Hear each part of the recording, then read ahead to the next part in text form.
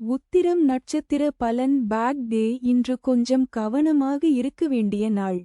சில தடைகள் வர வாய்ப்பு இருக்கிறது. வதை தாரை கடுமையான தீமை தரக்கூடியது. வாக்குவாதங்கள் ஏற்படும். துன்பம், துயரம், வம்பு, வழக்கு, அடிதடி, அசுப செய்தி, பொருள் இழப்பு.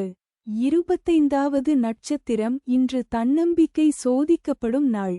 தெய்வம் ஹனுமான். மந்திரம் ஓம் ஹனுமதே நமக. நிறம் ஆரஞ்சு. நேரம் மதியம் 3 முதல் 4 வரை. பரிகாரம் ஒரு வேலை முடித்து செல்ஃப் கான்ஃபிடன்ஸ் அதிகரிக்கவும்.